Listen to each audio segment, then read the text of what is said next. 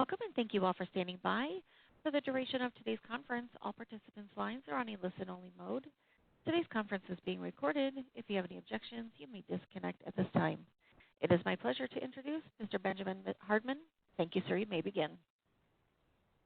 Thank you. Welcome, everyone. My name is Ben Hardman, and I run the Stop Fakes initiative.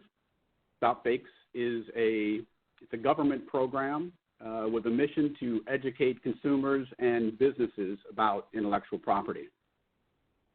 We also have a website that we've creatively named stopfakes.gov. There's a lot of information on there for people to look at. The target audiences is both consumers and small businesses, medium-sized businesses. If you're looking to export, there's information on there about foreign markets, and it will describe relevant IP information that you would need to know before deciding whether or not you wanted to export there. We have something called IP Highlights, which look at different issues that are relevant to intellectual property, like the scams that are out there right now where different IP holders, whether or not they filed for a trademark or filed for a patent, they will get these fake invoices that say you owe money. So we have a little highlight on that. We also have country toolkits, which are a far more in-depth look at the IP laws of a foreign market.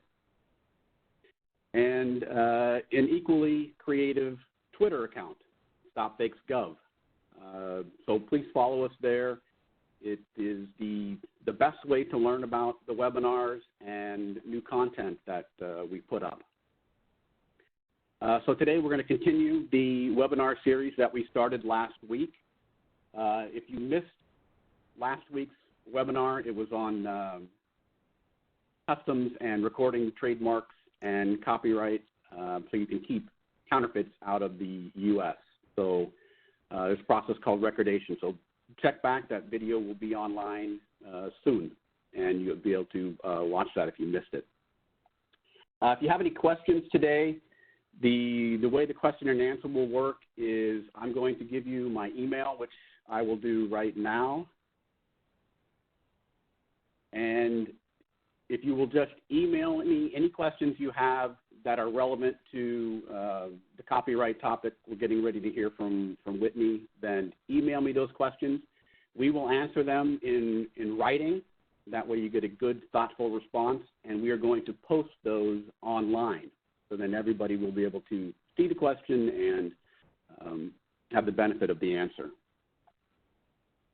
So now I am going to pass the ball to my friend Whitney, who is going to talk to you about copyright and your business.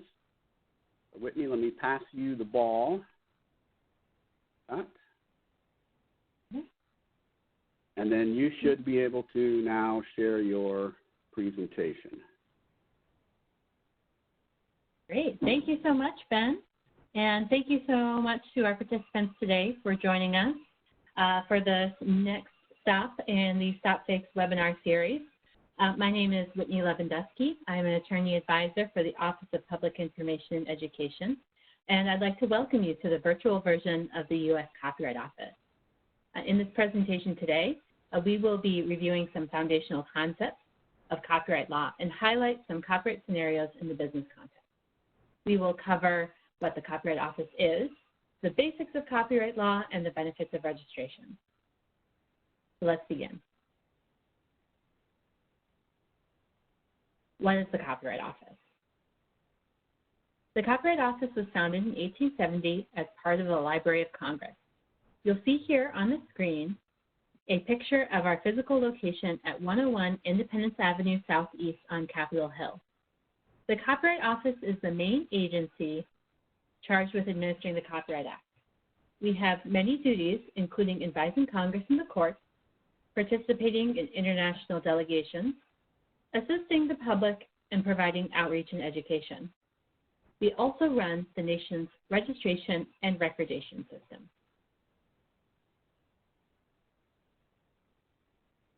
From our last annual report, here we are by the numbers.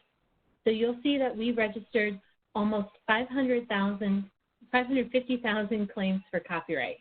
We recorded over 11,000 documents that contained over 450,000 titles of copyright-protected works. We answered nearly 200,000 public inquiries. We transferred over 700,000 copyrighted works to the Library of Congress for their collections, and that transfer was valued at over $52 million. We also collected and maintained over $242 million in royalties. We do this all with a staff of about 400 people, and we are currently spread away from our physical offices and working remotely. So let's move on to the fundamentals of copyright law. These are the concepts that you should carry with you as you create, share, and use creative works.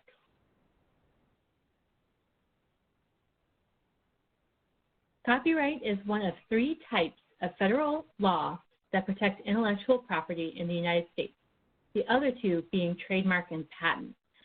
These topics are going to be covered by the U.S. Patent and Trademark Office in a separate webinar, which I encourage you all to attend. We describe these systems as different yet overlapping.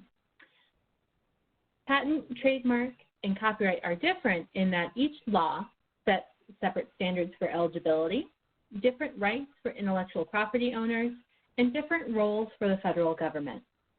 Yet overlapping in that one thing or object might be protected by multiple types of intellectual property.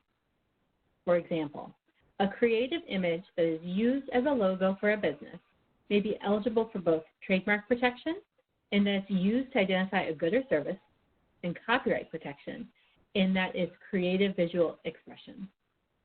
It's also important to note that trademark and patents are administered by a separate government agency, the U.S. Patent and Trademark Office.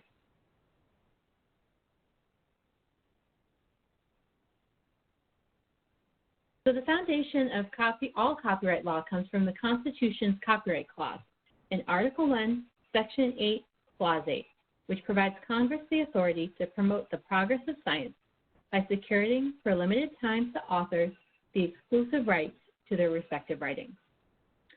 Congress has taken that authority to enact federal copyright law.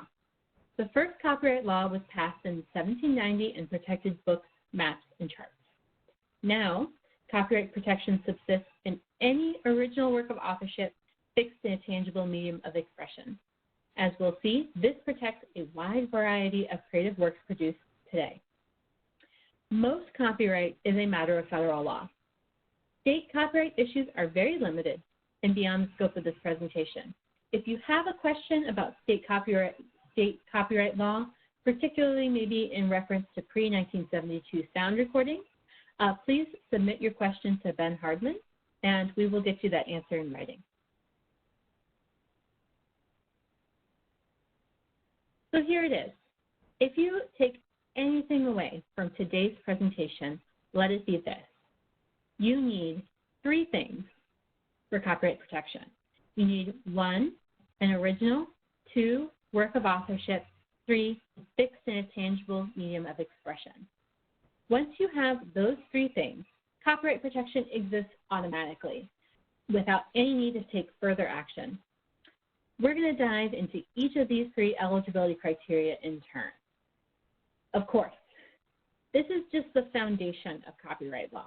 It's a whole system, and copyright law also details exclusive rights, exceptions and limitations, registration procedures and benefits, remedies, duration, and more. We will touch on many of these topics today, but you can visit copyright.gov for information and primers on a host of copyright issues.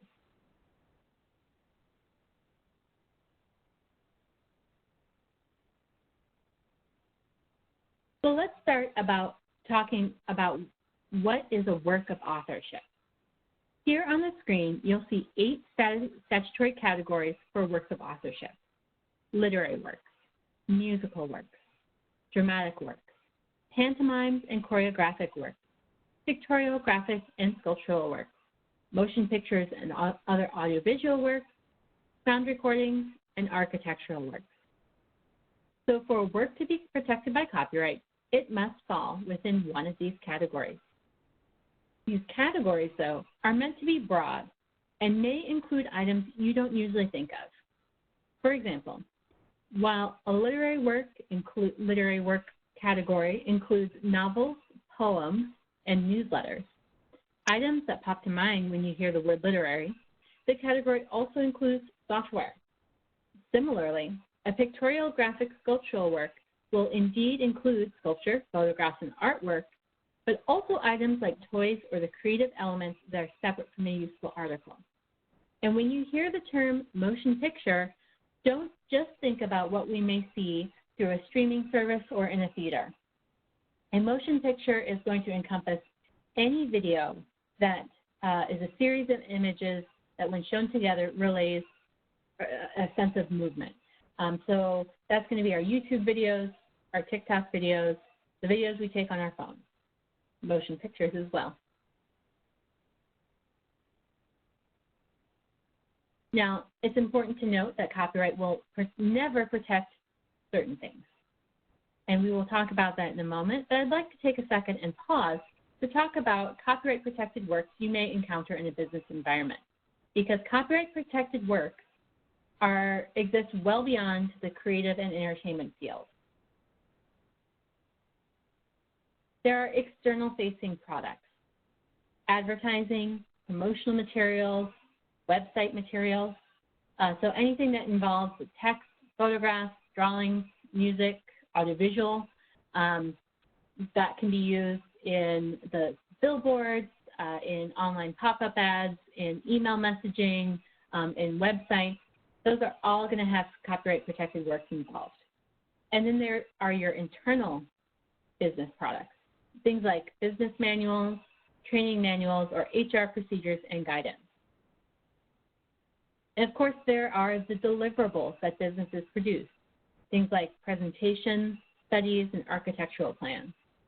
And of course, you might be in a business that is within the creative industry itself. So copyright protection is the main, copyright works are going to be the main deliverable for your business. That's music, movies, software, or photographs. Now, within each of these items, I want to note that it's the creative expression that's protected, because there are some things, though, that are never protected by copyright, and here they are. You have ideas, procedures, processes, systems, methods of operation, concepts, principles, and discoveries. These items are excluded from copyright law because we recognize that we want the public to be able to access these things freely for the advancement of knowledge and sort of the intellectual fruits of in the United States. So, copyright protection only extends to the expression of an idea, process, or discovery that a particular author creates. Now, let's talk about that particular author concept a little bit more, because we've gone through a work of authorship. Now let's talk about that originality requirement.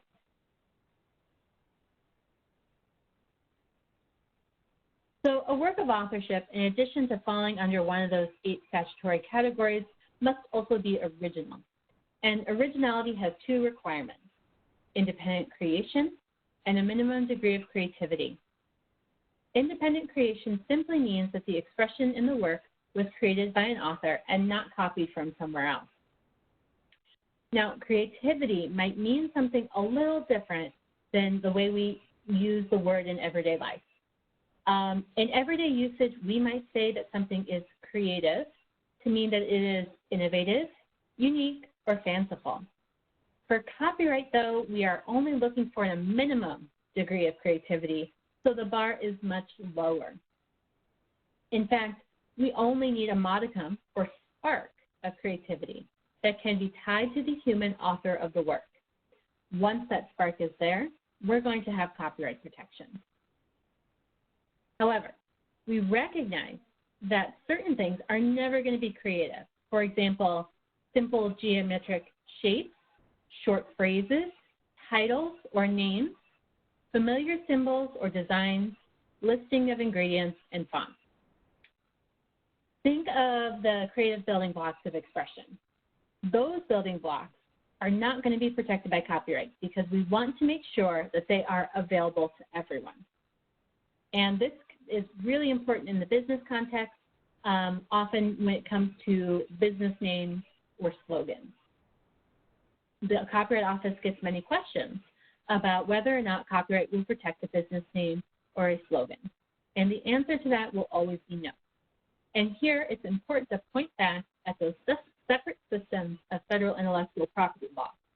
So your business name or slogan may not be protected by copyright, but you might want to check out trademarks in the U.S. Patent and Trademark Office for information about that different systems of legal protection.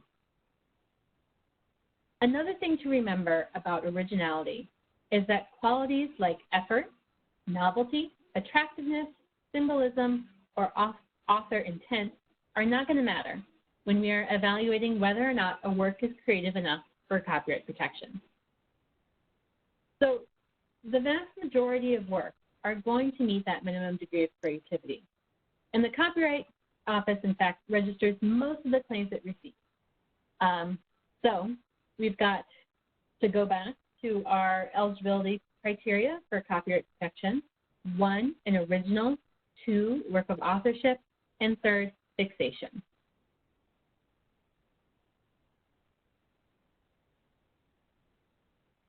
So asking that something is fixed in a tangible medium of expression, this essentially means that the work has to be recorded or written down in some manner so that the work can be received, reproduced, shared, distributed, or transmitted for more than a short period of time. Vast majority of works are fixed once they are typed up, recorded, written, or captured. There are some examples, however, that are not fixed. You want to think live performances, live presentations, live speeches, live musical performances. If those live performances are not fixed under the authority of the author, then there will be no copyright protection. Also, it's important to remember that there is a distinction between the fixation of the work and the physical file or medium that was used to fix the work. Take a book in your library. You own a copy of a book, but not the copyright in the literary work found in the book.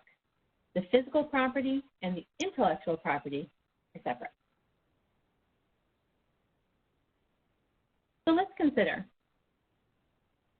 if we have a copyright protected work, what can we do with it? If you are a copyright owner, you have these exclusive rights. You have the right to reproduce the work. You have a right to prepare derivative works or adapt the work. You have the right to distribute the work to the public by sale, rental, lease, or lending, or any other form of transfer. You have the right to publicly perform the work if it's a certain category. So think you can publicly perform a poem, publicly perform a musical composition. If you're a copyright owner, you can publicly perform a motion picture. And then there's also the right of public display for many works. So the right to publicly display a photograph belongs to the copyright owner. And finally, there's a limited public performance of a sound recording by digital audio transmission. The copyright owner also has the ability to give other people permission to engage in these activities.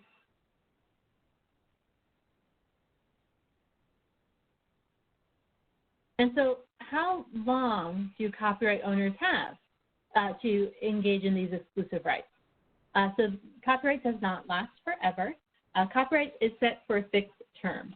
For works created on or after January 1st, 1978, on the screen we have the term of the life of the author plus 70 years. If there are multiple authors, if this is a joint work, the term will be the life of the last surviving author plus 70 years. There is a different term for anonymous, pseudonymous, and works made for hire. The term there will be 95 years from publication or 120 years from creation, whichever is shorter. Now, works that were created prior to January 1st, 1978 are subject to a different copyright term. And for that, I would suggest going to our website, copyright.gov. We have a circular on duration that talks about how to calculate copyright terms for work between 1924 and 1978. So we know what the exclusive rights are. We know how long those rights last, but how do we know who a copyright owner is? There are three ways that you can become an owner in copyright. First, you are the author of the work. You have that creative expression that you fixed in a tangible medium of expression, and that is an original creation that's owed to you. You are the author, you are the copyright owner automatically from the moment of fixation. Second, you can become a copyright owner when you are the employer or commissioning party in a work made for hire. A work made for hire is found in only these two situations. One, when an employee produces a work within the scope of employment, and two, a particular type of work is commissioned and there is an express written agreement between the creator and commissioning parties. Work made for hire, particularly the second category, can be a tricky topic, and I can't recommend enough going to copyright.gov and finding our Work Made for Hire circular for more information. Finally, the third way that you can become a copyright owner is if you receive an assignment in writing. Now, here's the thing. Pretty much everyone is a copyright owner. If you own a smartphone and you've taken a picture with that smartphone, copyright protection exists in that picture, and you are automatically the copyright owner.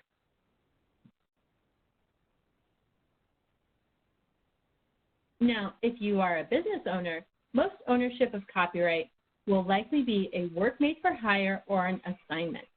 Here are some examples. For work made for hire, let's say you have an in-house graphic department that develops creative logos, posters, and promotional materials. Or if you have an employee who writes business documents like manuals, proposals, memos, or you even have an HR employee who develops written processes for managing the business. Now again, keep in mind, the processes themselves are not protected, but the expression of those processes, that's what's protected and secured by copyright. On the other hand, here are some examples of an assignment.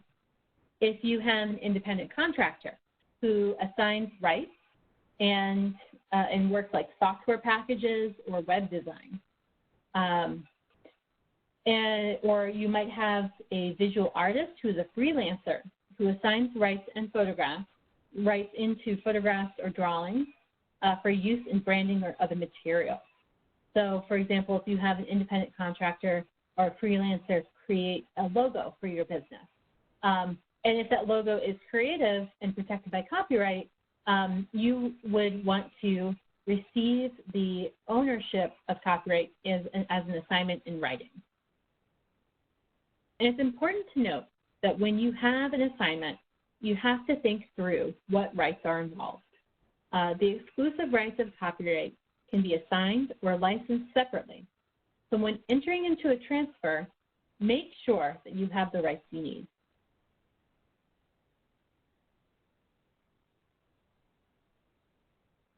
Now, if you're not a copyright owner, you can still use creative works. Sometimes the quickest or easiest way of using a creative work that's protected by copyright is to secure a license. Depending on the work, these licenses are often available through stock services or rights management companies. The Copyright Act also has important exceptions and limitations to the exclusive rights that allow people to use copyright-protected works without permission. One of the most well-known limitations is fair use. Fair use requires a case-by-case analysis of a particular use for things like parody, scholarship, news reporting, teaching, and commentary. The first sale doctrine allows owners to transfer the physical copies of works that they own. And statutory licenses apply to specific types of works and allow users to engage in specific activity when they follow statutory requirements. such as paying a royalty fee and providing notice and accounting. Finally, the Library and Archives exception helps facilitate interlibrary loan and collections preservation and access. The other way that you can use a creative work is if it is in the public domain. And there's a lot. The public domain consists of everything that's not protected by copyright. So, for example, works whose term has expired. All works 1924 and older are going to be in the public domain. Some works between 1924 and 1977 may be in the public domain. And then we have works that don't meet the eligibility requirements for copyright protection. And we have works that are created by federal employees in the course of their employment. Let's take a look at some specific examples of using creative works in the business context.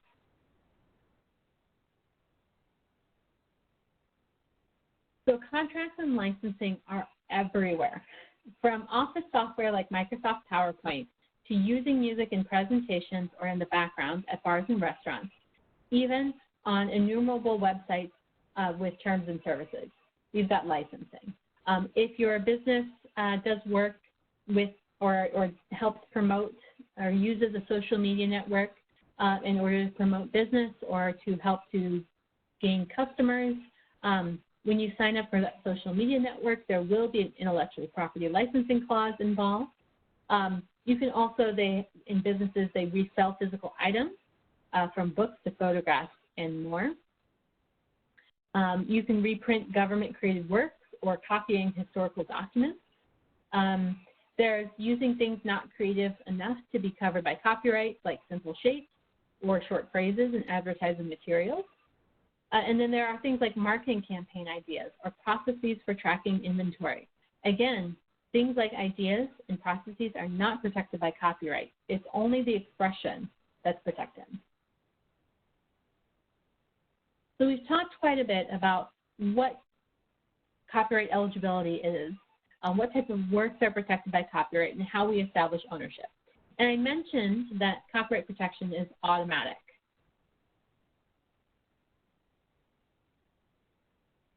So what is registration and why does it matter? Registration is a voluntary process that provides benefits to the copyright protection you already have. The U.S. Copyright Office is the only way that you can register a work in the United States. There may be some third-party services that offer proof or a timestamp to support copyright ownership, but these services do not provide the statutory benefits and the legal enforcement of registration with the U.S. Copyright Office. Ben mentioned in his introduction about fraudulent sort of notices and messages for trademark and patent. There's a similar issue in the copyright context as well. So be very cautious about third-party services that offer copyright registration. Copyright registration is only effective through the U.S. Copyright Office. Why does this matter? You cannot go to court without trying to register a United States work with the Copyright Office. You don't need to prevail. And if we refuse registration, you can still file the lawsuit. But you have to file an application with the Copyright Office, and the Copyright Office must act on that application before a lawsuit can begin. And if you make a timely registration, you have even more benefits. You can pursue statutory damages and attorney's fees in litigation, and there are evidentiary presumptions that the facts on the certificate are correct. Of course, there are benefits to registration beyond litigation. It creates a public record of corporate ownership, or excuse me, of copyright ownership that helps put licensees in touch with copyright owners. A registration lets other people know about your claims and helps the public at large by contributing to the public record of American creativity. Every registration is going to have 3 elements. It will have a completed application, a deposit, and a filing fee. The application that you will complete with the Copyright Office will depend on the type of work that you want to register. There are different applications for visual arts work, performing arts, motion pictures, sound recording, musical work, and literary work. The deposit is the copy or copies of the work. For most works, you will need to provide one copy so that the office may examine the work for copyrightability, but there are some cases where you may need to provide two. We have more information about deposits on copyright.gov and in our application process itself. And finally, the filing fee will depend on the type of work and how many you would like to register, how many works you would like to register. And there are many options for registration. The general rule is that each registration applies to one work. So you would need a separate application, deposit, and filing fee for each work you need to register. And the Copyright Office offers group registration options for specific categories of work. So if you're looking to register photographs, unpublished works, short online literary works, contributions to periodicals, serials, and newspaper issues, there is a group registration option for you. Now, each group registration option does have strict qualifying requirements, and so I would encourage you to look at our circulars on copyright.gov for more information and to read through materials and to ask any questions prior to starting your application so that you can go forward confidently. Once you register your work, that registration is good for the life of the copyright. There is no need to re-register or renew your work.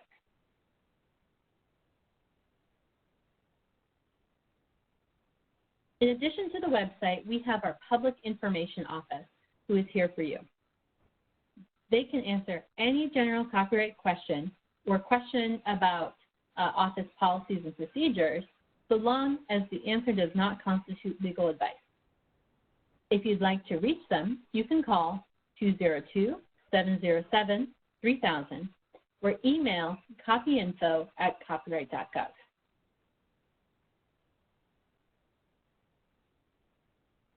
So that concludes my presentation. I want to thank you so much for joining me today, and I look forward to receiving your questions through writing and providing more information that way. And of course, if you have any questions in the meantime, feel free to reach out to our Public Information Office, available at the phone number on your screen. And then also you can follow us on Twitter @Copyright Office. Thank you.